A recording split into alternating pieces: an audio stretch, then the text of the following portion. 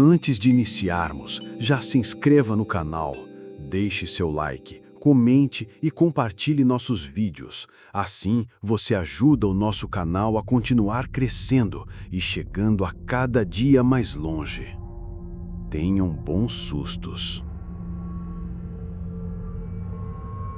A noite de terça-feira, 12 de agosto de 2025, desceu fria e coberta por uma névoa fina sobre a histórica cidade de Mariana, em Minas Gerais.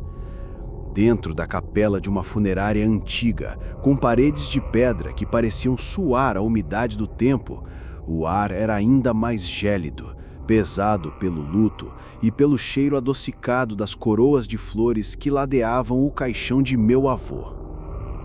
Meu nome é Lucas, e eu, que sempre me considerei cético, estava prestes a ter minhas convicções abaladas de uma forma que me assombraria para sempre. Meu avô, um homem outrora robusto e cheio de vida, jazia sereno sob a luz amarelada e fraca das lâmpadas. O silêncio no salão era quebrado apenas pelo choro contido de minha avó e pelo murmúrio baixo das orações de beatas locais. Eu me mantinha um pouco afastado, observando a cena com uma tristeza entorpecente. As horas se arrastavam e o cansaço começava a pesar sobre os presentes, embalados pela atmosfera solene da cidade colonial. Foi por volta das 2 da manhã que o ambiente começou a mudar. Uma corrente de ar gelado, vinda de nenhuma janela ou porta aberta, percorreu a sala, arrepiando a pele dos presentes.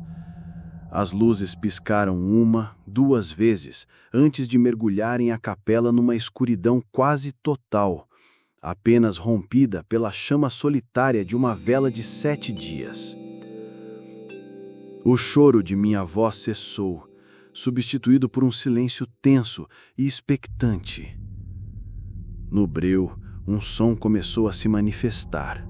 A princípio, um sussurro indistinto, como o roçar de folhas secas ao vento.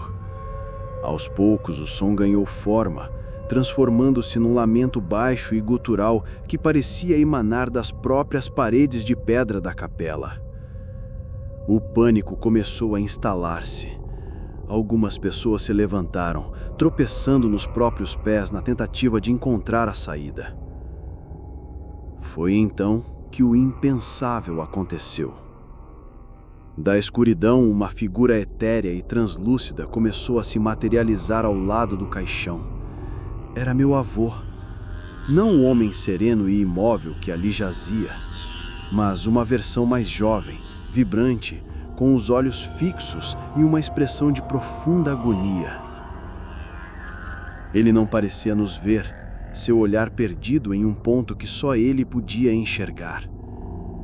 O lamento agora era claramente a voz dele, um som que eu conhecia tão bem, mas distorcido pela dor de um lugar desconhecido. Ele estendeu uma de suas mãos em direção ao seu próprio corpo inerte, como se tentasse, em vão, retornar. O ar ao redor da aparição tremeluzia e um frio de gelar os ossos se espalhou pela sala. Minha avó, ao ver a cena, soltou um grito que rasgou o silêncio. A figura de meu avô se virou em sua direção e, pela primeira vez, seus olhos pareceram focar em algo. Uma única lágrima, espectral e brilhante, escorreu por seu rosto fantasmagórico, antes que a imagem se dissipasse tão subitamente quanto surgiu. As luzes da capela voltaram a se acender, revelando um cenário de caos. Pessoas amontoadas nos cantos, rostos pálidos de terror. Minha avó estava desmaiada, sendo amparada por parentes. O velório, antes um ritual de despedida, havia se transformado em um palco de horror sobrenatural. Ninguém jamais conseguiu explicar o que aconteceu naquela noite. Para muitos, foi apenas o fruto do estresse e da dor coletiva. Mas para mim, Lucas, que via a agonia nos olhos de meu avô e sentia o frio de sua presença, A lembrança daquela noite permanece como uma cicatriz indelével. O último adeus se tornou um lembrete aterrorizante de que há mais coisas entre o céu e a terra do que a nossa vã filosofia pode imaginar. E às vezes, os que se foram não estão realmente em paz.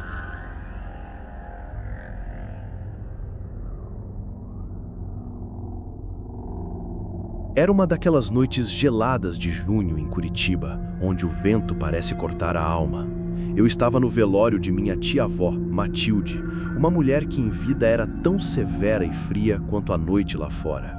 A cerimônia acontecia numa das capelas mais antigas do cemitério municipal, um lugar com fama de mal assombrado, o que, por si só, já deixava tudo mais lúgubre. Meu nome é Daniel, e meu erro foi ficar de vigília até o fim. A maioria dos parentes já tinha ido embora, vencidos pelo cansaço e pela madrugada. Restávamos eu, minha mãe e um primo distante. O silêncio era profundo, quase palpável, quebrado apenas pelo zumbido da geladeira de uma copa nos fundos. O caixão de tia Matilde estava fechado, um pedido dela em vida. Ela sempre fora uma mulher vaidosa e não queria ser vista em seu estado final. Na parede oposta ao caixão havia um espelho grande com uma moldura de madeira escura e entalhada. Era uma peça antiga, provavelmente parte da mobília original da capela. Sua superfície estava um pouco manchada pelo tempo, refletindo o salão de forma distorcida, como uma pintura a óleo borrada. Por volta das 3 da manhã, enquanto eu lutava contra o sono, meus olhos se fixaram no espelho. A princípio, nada parecia fora do comum. Eu via meu próprio reflexo cansado, o de minha mãe cochilando na cadeira e o do caixão de madeira polida atrás de nós. Foi quando notei o primeiro detalhe errado. No reflexo, a tampa do caixão estava ligeiramente entreaberta. Eu pisquei forte, esfregando os olhos. Era o sono, a luz fraca, a sugestão do ambiente. Olhei diretamente para o caixão ao meu lado. Estava perfeitamente lacrado, exatamente como antes. Voltei o olhar para o espelho. A imagem persistia. O caixão, no reflexo, continuava com a tampa sutilmente levantada, revelando uma fresta de escuridão profunda. Meu coração começou a acelerar. Um suor frio brotou em minha testa. Tentei chamar minha mãe, mas minha voz não saía. Eu estava paralisado, dividido entre o caixão real e seu reflexo impossível. Então, a imagem no espelho começou a mudar. Do vão escuro na tampa refletida, uma mão pálida e enrugada emergiu lentamente. As unhas eram longas e amareladas. Era a mão de tia Matilde, inconfundível. Com uma lentidão agoniante, a mão agarrou a borda do caixão refletido e começou a se puxar para fora.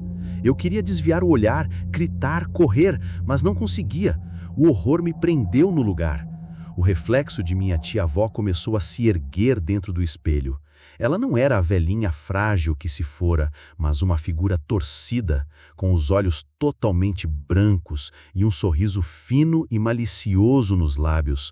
Um sorriso que eu nunca a vira dar em vida.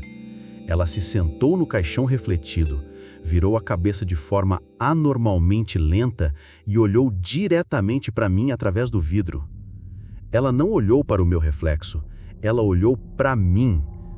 Naquele instante, o zumbido da geladeira cessou. O silêncio se tornou absoluto e ensurdecedor. A figura no espelho levantou um dedo trêmulo e apontou para o caixão real, ao meu lado. E então, de dentro da urna de madeira selada, ouvi um único e distinto arranhão. Scratch. O som quebrou o feitiço. Dei um salto para trás, derrubando minha cadeira com um estrondo que acordou minha mãe em sobressalto. "O que foi, filho?" Ela gritou, assustada. Quando olhei de volta para o espelho, o reflexo havia voltado ao normal. O caixão estava fechado, a figura de minha tia desaparecera. Não havia nada fora do lugar. Mas o arranhão, eu sabia o que tinha ouvido e eu sabia o que tinha visto. Enterramos tia Matilde na manhã seguinte. Durante todo o tempo, não consegui tirar os olhos do caixão, esperando, aterrorizado, ouvir aquele som novamente. Nunca mais entrei naquela capela e até hoje evito olhar para espelhos incômodos, silenciosos e escuros. Tenho medo de ver novamente aquele sorriso e aquele dedo apontando, me lembrando do que estava refletido e do que estava arranhando para sair.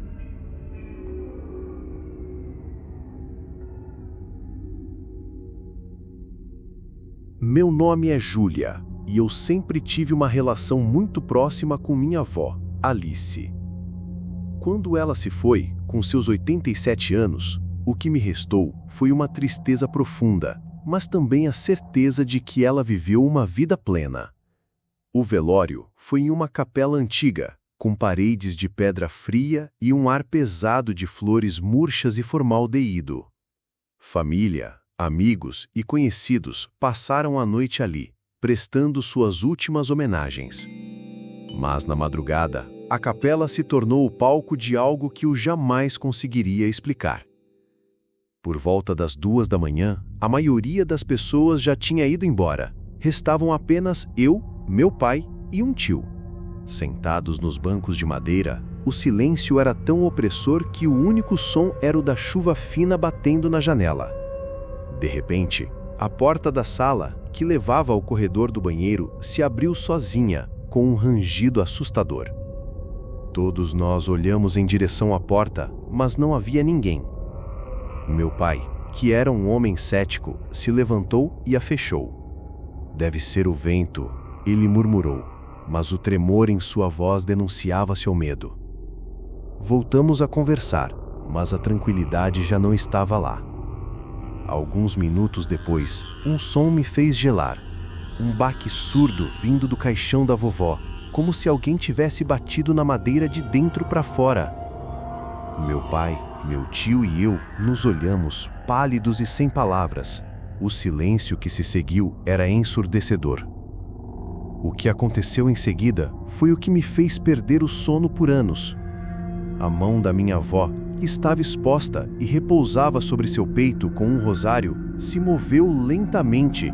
Os dedos se contraíram e a mão se fechou, fazendo o rosário se partir e as contas caírem no chão com um tilintar metálico.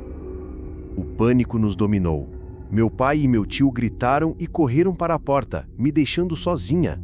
Eu estava paralisada, olhando para o caixão, com o coração batendo tão forte que pensei que fosse explodir. E então, os olhos de minha avó, que estavam fechados, se abriram lentamente. Eles não eram os olhos carinhosos que eu conhecia. Eram olhos vazios, brancos e sem vida, que me encaravam com uma intensidade perturbadora. Uma voz rouca e fria, que não era a da minha avó, sussurrou: "Ela não pode ir para casa ainda." No mesmo instante, o corpo de minha avó, que estava em paz, se contorceu violentamente e a tampa do caixão, que estava apenas apoiada, se levantou com um baque surdo, jogando o corpo para fora. Fiquei paralisada, olhando para o caixão, com o coração batendo tão forte que pensei que fosse explodir. Eu gritei, jogando a lanterna longe, e corri para a porta, onde meu pai e meu tio, com a mesma expressão de pavor, me olharam assustados. Corremos para o carro, sem olhar para trás, até a manhã seguinte, onde os coveiros e o padre nos disseram que o caixão estava fechado e o corpo da minha avó estava em paz. Nunca mais fui a um velório à noite. E sempre que o frio me atinge e o silêncio me domina, um calafrio me percorre, porque eu sei que a última despedida de vovó Alice ainda está lá, esperando por uma salvação que nunca chegará, e que algumas almas, mesmo na morte, continuam presas à jornada.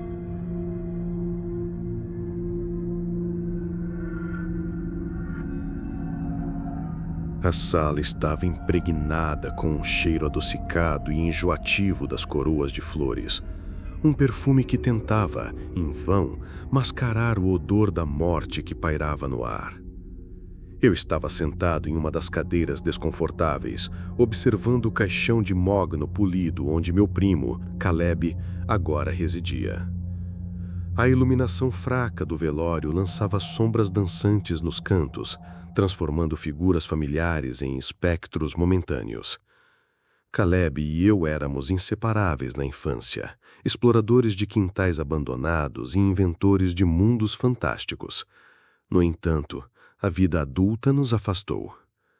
Ele se enveredou por caminhos que eu não compreendia, envolvendo-se com pessoas e práticas que sussurravam sobre o oculto. Sua morte, aos 28 anos, foi tão súbita quanto misteriosa.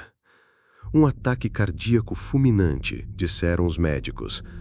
Mas algo na quietude daquela sala me dizia que a história era muito mais sinistra. As poucas pessoas presentes eram um misto de parentes distantes, com seus rostos contorcidos em uma tristeza ensaiada, e alguns amigos de Caleb que eu nunca tinha visto. Estes últimos eram um grupo peculiar, vestidos com roupas escuras e com olhares que pareciam perfurar o ambiente. Eles não choravam, apenas observavam o caixão com uma intensidade que me causava arrepios. As horas se arrastavam. Cada tic-tac do relógio na parede era um martelo batendo na minha ansiedade. Foi então que notei a primeira coisa estranha. A pequena cruz de prata que minha tia havia colocado nas mãos de Caleb agora estava caída ao lado do seu corpo. Lembro-me claramente de tê-la visto firmemente entre seus dedos pálidos e entrelaçados. Ignorei, atribuindo o fato a algum movimento descuidado de alguém que se aproximou para se despedir. Continuei minha vigília silenciosa, perdido em memórias de nossa infância, quando um som baixo, quase imperceptível, quebrou o silêncio. Um murmúrio. Olhei ao redor, mas todos estavam em seus próprios mundos de dor ou desconforto. Os amigos de Caleb permaneciam imóveis como estátuas de luto. O som veio de novo, um pouco mais claro desta vez. Parecia vir de dentro do caixão. Meu coração disparou. É o luto pregando peças na minha mente, pensei. Tentei focar nas orações silenciosas, mas a semente do pavor já havia sido plantada. Foi então que notei os dedos de Caleb. Eles se moveram. Um espasmo leve, quase uma contração, mas inconfundível. Gelei. Meus olhos estavam fixos em suas mãos, esperando, temendo outro movimento. E ele veio. Seus dedos se curvaram lentamente, como se tentassem agarrar algo. O ar em meus pulmões pareceu congelar. Olhei para os outros, buscando qualquer sinal de que também tivessem visto, mas seus rostos permaneciam impassíveis. Será que eu estava enlouquecendo? O murmúrio voltou, agora como um sussurro gutural, palavras abafadas que eu não conseguia decifrar. Era a voz de Caleb, mas distorcida, como se filtrada por camadas de terra e desespero. Um dos amigos de Caleb, um homem alto com uma cicatriz no rosto, levantou-se e caminhou lentamente até o caixão. Ele não olhou para o rosto de Caleb, mas para suas mãos. Com uma calma aterrorizante, ele estendeu a mão e ajustou a cruz de volta aos dedos do meu primo. Ao fazer isso, seus lábios se moveram em um sussurro inaudível. Por um instante, seus olhos encontraram os meus, e neles vi um brilho de conhecimento, de um segredo terrível. O pavor deu lugar a uma certeza macabra. Aquilo não era fruto da minha imaginação. Algo estava terrivelmente errado. Levantei-me, minhas pernas trêmulas, e me aproximei do caixão. Precisava ver de perto, precisava confrontar o que quer que estivesse acontecendo. Ao chegar ao lado do caixão, o cheiro das flores pareceu se intensificar, misturado a um odor sutil de terra úmida e decomposição. Olhei para o rosto de Caleb. Seus lábios, antes cerrados, agora estavam ligeiramente entreabertos. E de dentro daquela abertura, um som sibilante escapava, um sopro de ar que não deveria estar ali. Foi então que seus olhos se abriram. Não eram os olhos batões e chios de vida que eu conhecia. Eram orbes leitosas, opacas, que se fixaram nos meus com uma ausência de vida que era mais aterrorizante do que qualquer fúria. Um grito ficou preso na minha garganta. O corpo no caixão começou a se mover de forma mais pronunciada, um arquejar sutil do peito, um tremor nos ombros. Os amigos de Caleb se levantaram em uníssono, formando um círculo ao redor do caixão. Eles começaram a cantar em uma língua que eu nunca tinha ouvido, um cântico baixo e ritmado que parecia vibrar no ar. O homem com a cicatriz colocou a mão sobre a testa de Caleb. "Ele não está em paz", disse ele com um rosnar baixo, sem se dirigir a mim, mas a algo ou alguém que eu não podia ver. O corpo de Caleb se contorceu violentamente e um som horrível, um misto de gemido e rosnado ecoou pela sala. As flores nas coroas começaram a murchar, suas pétalas escurecendo e se enrolando como se tocadas por uma geada súbita e mortal. As luzes piscaram e se apagaram, mergulhando o velório em uma escuridão quase total, quebrada apenas pela chama solitária de uma vela. Na luz brujulente, vi a figura de Caleb se erguer lentamente no caixão. Seus movimentos rígidos e antinaturais. Seus olhos leitosos varreram a sala antes de se fixarem nos meus novamente. Um sorriso se formou em seus lábios pálidos, um sorriso que não era de Caleb, um sorriso antigo e malévolo. Fui paralisado pelo terror, incapaz de me mover ou gritar. Os amigos de Caleb intensificaram seu canto, suas vozes agora mais altas e urgentes. O homem com a cicatriz puxou um pequeno frasco do bolso e verteu um líquido escuro sobre a testa de Caleb. Houve um silvo, como água em uma chapa quente, e uma fumaça negra subiu do corpo de Caleb. A figura de Caleb soltou um grito agudo e lancinante, um som que parecia rasgar o próprio tecido da realidade antes de cair de volta no caixão com um tumbo surdo. As luzes voltaram, ofuscantes. O canto cessou. Os amigos de Caleb estavam ofegantes, seus rostos pálidos e cobertos de suor. O homem com a cicatriz olhou para mim, seu rosto uma máscara de exaustão e severidade. "Saia", disse ele. "Sua presença aqui o perturba. Ele não pode descansar." Não precisei ouvir 2 vezes. Tropecei para fora da sala, meu corpo tremendo incontrolavelmente. O ar fresco da noite nunca pareceu tão bom. Não sei o que aconteceu depois naquela sala, e não quero saber. Nunca mais falei com os amigos de Caleb. No enterro, no dia seguinte, o caixão permaneceu selado. Até hoje, o cheiro de flores me causa náuseas e o silêncio de uma sala vazia me enche de pavor. Não sei com que Caleb se envolveu ou que tipo de pacto ele quebrou, mas eu sei o que eu vi. Vi o terror nos olhos de um morto que se recusava a morrer e ouvi os segredos sombrios sussurrados na quietude de um velório. E essa é uma lembrança que me assombrará até o meu último suspiro.